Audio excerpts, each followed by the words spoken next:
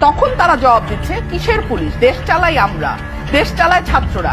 সমন্বয়ক নামটি এখন এমন একটি পরিচয় হয়ে উঠেছে যা কিছু লোকের হাতে খারাপ উদ্দেশ্যে ব্যবহৃত হচ্ছে। সমন্বয়কদের সুনামকে পুঁজি করে অনেকেই চাঁদাবাজি এবং অন্যান্য অপকর্ম করছে। এই ধরনের ঘটনা শুধু মানুষকে নয়, গোটা দেশকে ক্ষতির মুখে ঠেলে দিচ্ছে। যারা এসব কাজ করছে তারা প্রকৃত সমন্বয়ক নয়, বরং নামধারী কিছু অপরাধী, যারা তাদের নিজস্ব স্বার্থ সিদ্ধির জন্য সমন্বয়কদের নাম ভাঙিয়ে খাচ্ছে। গোটা আন্দোলনের সময় যারা নিজেদের আদর্শ এবং ন্যায়ের পক্ষে দাঁড়িয়েছিলেন তাদের মধ্যে এখন কিছু অসাধু লোক ঢুকে পড়েছে। মুক্তিযোদ্ধাদের মতো কোটা আন্দোলনকারীদেরও একটা আলাদা মর্যাদা ছিল, কিন্তু এখন সেই মর্যাদা কিছু লোকের কারণে কলঙ্কিত হচ্ছে। সমন্বয়কদের হাত ধরে যে পরিবর্তন আশা করেছিল সাধারণ মানুষ, এখন সেই একই হাত দিয়ে মানুষকে পোষণ করার চেষ্টা চলছে।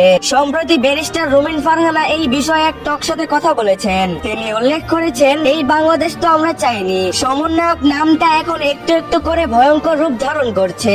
এখন তাদের মধ্যে কেউ কেউ চাঁদাবাজি করছে, তারা কাউকে মানতে চায় না।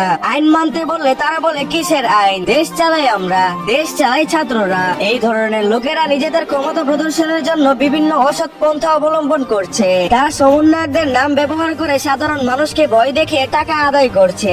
যারা টাকা দিতে অস্বীকার করছে তাদেরকে মামলার ভয় দেখানো হয়। এই ধরনের ঘটনা সমাজের জন্য খুবই ভয়াবহ এবং দেশের ভবিষ্যতের জন্য অত্যন্ত ক্ষতিকর। এখন দেশের সাধারণ মানুষকে সচেতন হতে হবে এবং এই ধরনের অসাধু ব্যক্তিদের বিরুদ্ধে রুখে দাঁড়াতে হবে। সময় মতো ব্যবস্থা না নিলে এই নামধারী সমন্বয়করা দেশের জন্য বিপদ হয়ে উঠতে পারে। তবে দেশের মানুষই তাদের উপরে তুলেছে এবং সেই মানুষগুলোর ক্ষমতা আছে তাদের নিচে নামানোর। এই বিষয়ে আপনার মতামত জানাতে পারেন আমাদের কমেন্ট বক্সে।